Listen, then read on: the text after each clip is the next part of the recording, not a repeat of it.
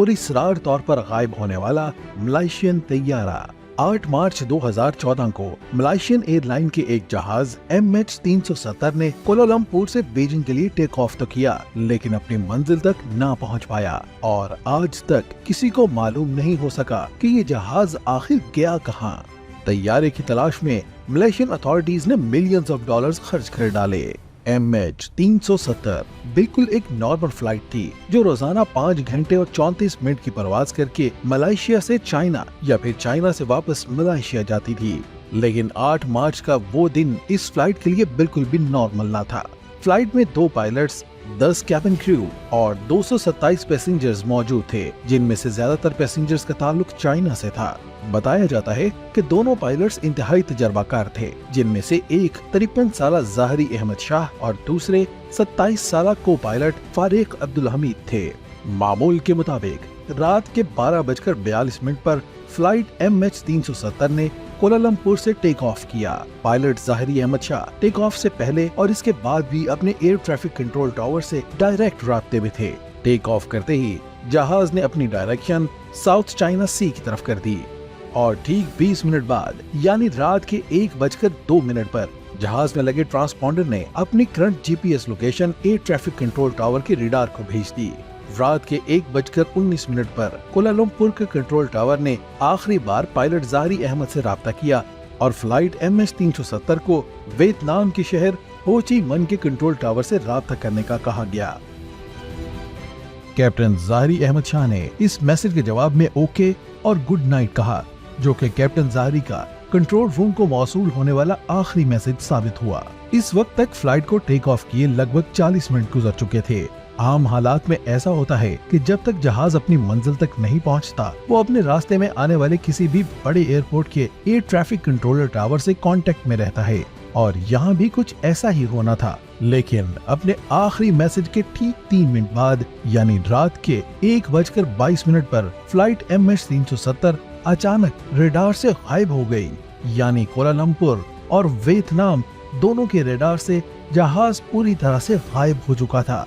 तैयारे का रडार से गायब हो जाना कोलालमपुर के कंट्रोल टावर के लिए बिल्कुल नॉर्मल सी बात थी, क्योंकि इनके मुताबिक MH370 वियतनाम की एयर स्पेस में दाखिल हो चुका था और इसी वजह से इनके रडार से गायब था। लेकिन जब हो ची मिन्ह कंट्रोल टावर ने फ्लाइट को अपने रडार से गायब होते देखा तो इन्हें गड़बड़ का एहसास हुआ। चुनांचे उन्होंने फौरी तौर पर कैप्टन से खैरियत मालूम करने के लिए राब्ता किया, जिसका कोई जवाब मौसूल न हुआ। अगले 18 मिनट तक हो ची मिन्ह टावर फ्लाइट से कांटेक्ट करने की कोशिश करता रहा, लेकिन कैप्टन की तरफ से कोई जवाब न आया।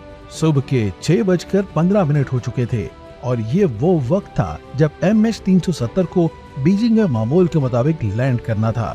उम्मीद के बरखिलाफ जब जहाज लैंड ना हुआ तो अगले आधे घंटे में ही ऑफिशियली एक सर्च ऑपरेशन स्टार्ट कर दिया गया, जिसमें 7 ममालिक के 34 शिप्स और 28 एयरक्राफ्ट्स ने गल्फ ऑफ थाईलैंड और साउथ चाइना सी के बॉर्डर पर फ्लाइट को ढूंढना शुरू कर दिया। लेकिन बदकिस्मती से जहाज और इसमें मौजूद मुसाफिरों का नामो निशान तक न मिल सका। इसी दौरान ऑपरेशन टीम के तर्जुमान ने बताया कि फ्लाइट सेलियन रडार से गायब होने के बाद मलेशियन मिलिट्री के रडार पर अगले 1 घंटे तक दिखाई देती रही और इनके रिकॉर्ड में सेलियन रडार से गायब होने के बाद जहाज चंद मिनटों के लिए दाएं तरफ गया और फिर यू टर्न लेकर वापस मलेशिया की तरफ रुख कर लिया। इसके तकरीबन आधे घंटे बाद जहाज ने मलेशिया के शहर पेनन को क्रॉस किया और फिर मलाका स्ट्रीट की तरफ मुड़ गया। मिलिट्री रेडार की रेंज तक जहाज को डिटेक्ट किया गया और लास्ट लोकेशन रात के करीब 2:30 बजे इंडियन ओशन मार्क की गई, जिसके बाद तैयारा मिलिट्री रेडार पर शो हुआ और ना ही किसी सिविलियन रेडार पर।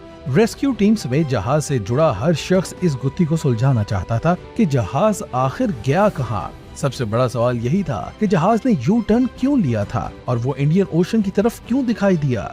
सूरत हाल वाज़ेह होने के बाद जो रेस्क्यू टीम पहले गल्फ ऑफ थाईलैंड और साउथ चाइना सी में जहाज को तलाश कर रही थी, इसने अब इंडियन ओशन का रुख कर लिया। इसी दौरान रिसर्च डिपार्टमेंट को एक और मैसेज मौसूल हुआ जिसने हालात का रुख एक मर्तबा फिर से पूरी तरह बदल कर रख दिया।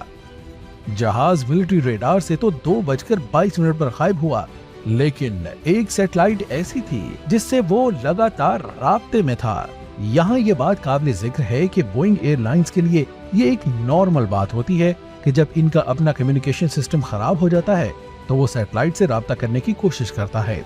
जहाज ने ऑटोमेटिकली ठीक हर घंटे के बाद 35,000 किलोमीटर दौरान मार्क सेट नामी सैटेलाइट से कांटेक्ट करने की कोशिश की। इस सैटेलाइट पर महफूज डेटा की मदद से एक्सपर्ट ने फ्लाइट के अगले मूव का भी पता लगा लिया, जिसके मुताबिक मिलिट्री रेडार से गायब हो जाने के बाद मलेशियन एयरक्राफ्ट ने दोबारा एक टर्न लिया और अगले 5 घंटों तक इसी डायरेक्शन में इंडियन ओशन के ऊपर फ्लाई करता रहा। इस बीच सुबह के करीब तैयारे ने एक मर्तबा सैटेलाइट से राब्ता करने की कोशिश की, जिसके बाद जहाज ने किसी और सैटेलाइट से कोई राब्ता नहीं किया। इन्वेस्टिगेशन के दौरान अंदाजा लगाया गया कि कोलालमपुर से टेक ऑफ के बाद इंडियन ओशन के इस स्पॉट तक पहुंचने में जहाज को पूरे 8 घंटे लगे थे और जहाज में टोटल फ्यूल भी सिर्फ इतना ही था। तो इस बात के काफी ज्यादा चांसेस है ये फ्लाइट इसी लोकेशन पर कहीं फ्यूल खत्म होने की वजह से क्रैश कर गया। चुनाचा बगैर मजीद वक्त जाया किए दस्तयाब मालूमात की रोशनी में एक डीप सी सर्च ऑपरेशन शुरू किया गया।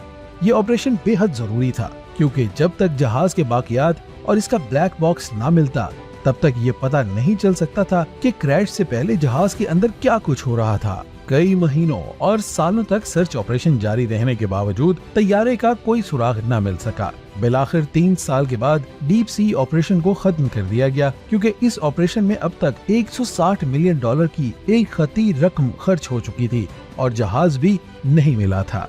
साल 2015 में इस जहाज का राइट फ्लैपरन तैरता हुआ आइलैंड ऑफ यूनियन के साहिल पर जा पहुंचा।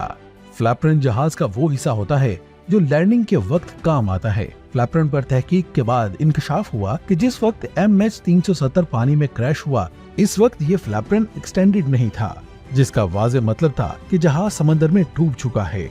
अगले कई सालों के दौरान भी जहाज के कई और हिस्से अफ्रीका के साहिल से मिलते रहे, लेकिन जहाज का मुकम्मल ढांचा या इसके किसी पैसेंजर का आज तक कोई सुराग नहीं मिल सका। तहकीकात करने वाले कुछ एक्सपर्ट्स का ख्याल है कि ये जहाज हाईजैक हुआ था, जबकि कुछ का मानना है कि इलेक्ट्रिकल फ्लेयर की वजह से जहाज का बाहर की दुनिया से कांटेक्ट अचानक खत्म हो गया था, जिसके बाद ऑक्सीजन की कमी की वजह से जहाज के अंदर तमाम लोग बेहोश हो गए।